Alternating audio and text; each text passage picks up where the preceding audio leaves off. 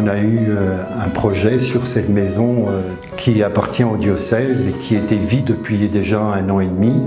Et comme sur Vannes, pour des logements, il faut attendre au moins 8 mois pour avoir un logement social.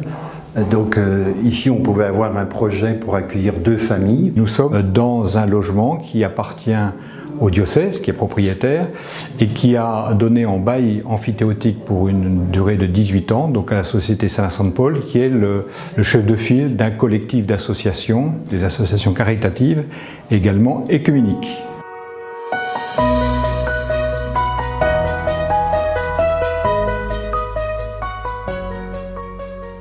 Le projet TIMAD est porté par un collectif d'associations catholiques et protestantes, donc c'est un projet qui a une dimension œcuménique. Donc l'idée est d'accueillir dans les 2 logements 2 familles. Donc le logement est réservé à des familles avec des enfants, soit des couples ou des femmes seules.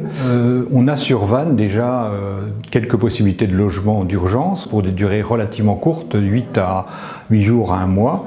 Et là on a souhaité cette offre de logement pour une durée un peu plus longue, d'une durée de 3 mois, éventuellement renouvelable, pour les amener dans un parcours d'insertion logement vers un logement durable dans le parc social de droit commun.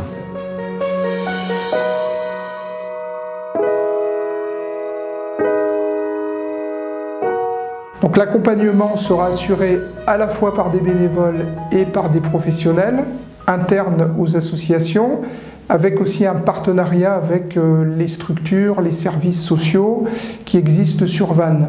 L'idée n'est pas de travailler tout seul, mais vraiment de travailler avec un réseau de partenaires qui pourront prendre le relais pendant l'accueil et aussi à l'issue de l'accueil. C'est dit, c'est bien d'offrir un logement, c'est pas forcément notre métier, mais c'est important de pouvoir avoir un projet social derrière, d'accompagnement social. Donc c'est pour ça que le collectif n'est pas organisé en association, c'est un collectif d'associations, mais qui d'abord a suivi pas à pas le chantier, les travaux. C'est quand même pratiquement 115 000 € de travaux qui ont été engagés. Cette maison, elle était un peu insalubre puisqu'elle a été squattée. Donc il a fallu faire de gros travaux pour la remettre en état. Et c'est pour ça que nous avons besoin de vous. Alors donc les travaux ont démarré au mois de septembre, notamment les travaux d'électricité, de chauffage, de plomberie.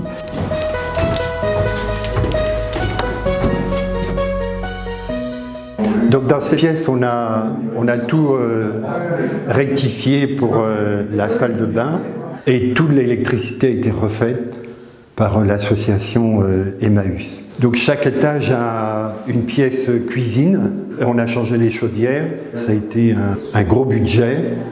Donc ici on a tout refait l'électricité comme dans les autres pièces et en plus comme c'est le coin cuisine, on a mis des prises et tout pour mettre les appareils ménagers. Bien qu'il faut tout les repeindre et tout refaire l'intérieur, mais il y a beaucoup de rangements au niveau des placards dans toutes les pièces. Et ici donc on va mettre de la toile et on va repeindre sur la toile. Comme il y a eu des infiltrations d'eau, donc il y avait des plaques de plâtre qui étaient tombées des plafonds. On a été obligé de refaire 3 plafonds.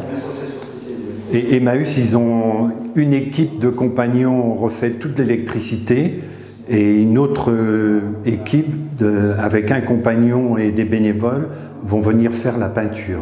Et après, un artisan viendra pour faire les sols. Et il nous reste à refaire un certain nombre de sols et également refaire la toiture qui est prévue. Mais on attend qu'il y ait un peu de beau temps, pas trop de pluie pour pouvoir refaire la toiture et l'isolation. Et puis on finira par la peinture. Et donc on espère pouvoir accueillir donc 2 familles à partir du 1er avril prochain.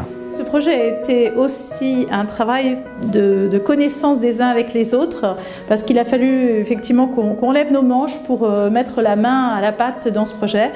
Et donc les uns et les autres, on a amené des bénévoles pour nous aider, passer le balai, retirer des dalles au sol, retirer des moquettes qui étaient usagées, nettoyer les parquets de l'escalier, etc. Donc ça a été aussi, ça n'a pas été seulement cérébral comme cohésion, mais ça a été aussi manuel avec nos bras. Et dans un deuxième temps, lorsque les familles seront installées, on va mettre en place une isolation extérieure côté nord. Nous avons besoin de votre aide pour justement finir les travaux et accueillir ces familles qui ont besoin de nous.